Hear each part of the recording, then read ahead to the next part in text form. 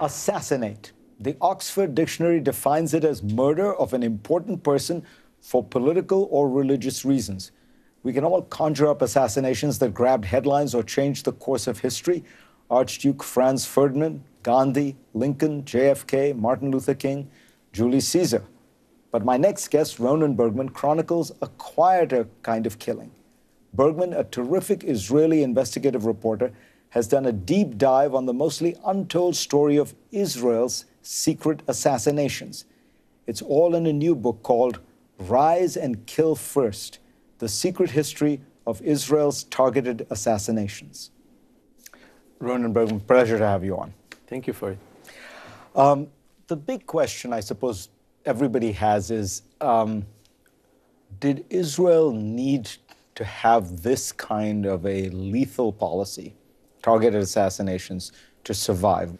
Was this a crucial part of what Israel needed to do, or could it have done without it?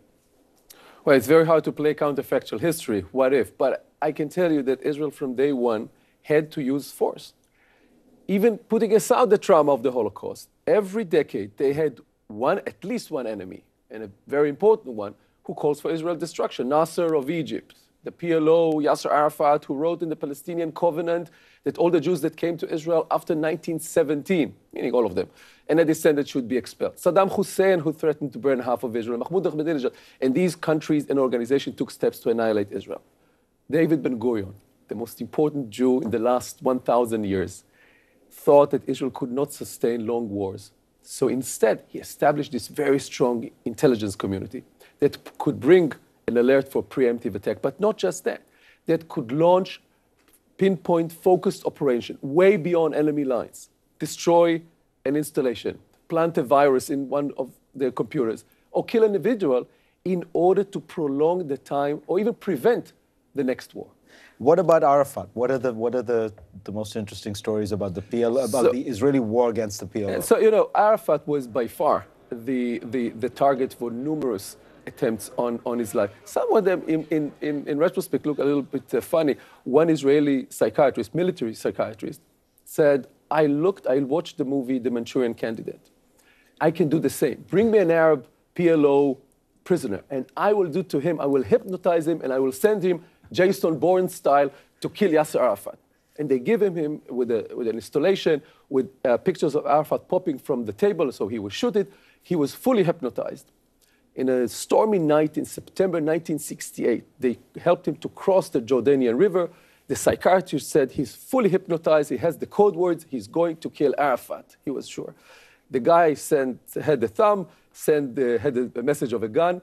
Only a few hours later, Israeli intelligence learned that he went straight to one of the police stations in Jordan and said, the stupid Jews thought they hypnotized me.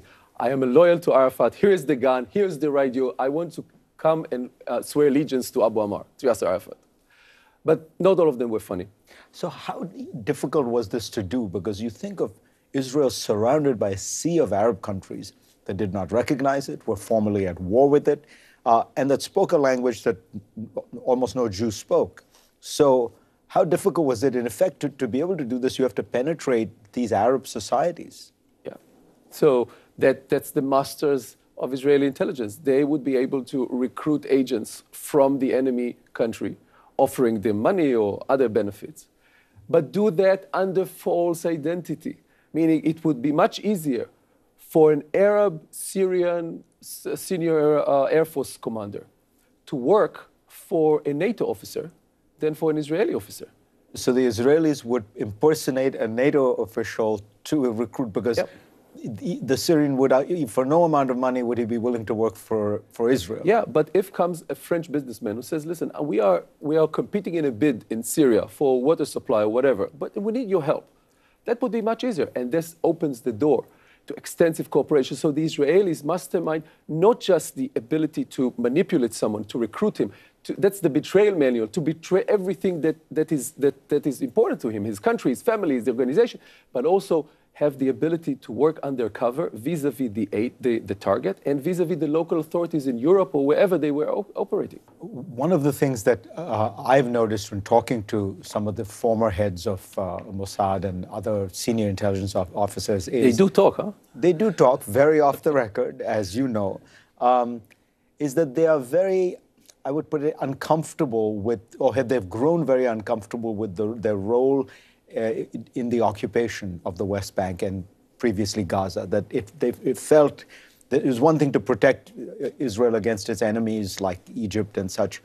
You see that in that movie, The Gatekeepers, where you have almost every former Israeli intelligence chief on camera, on the record, saying, we should get out of this. You know, we're in favor of a two-state solution.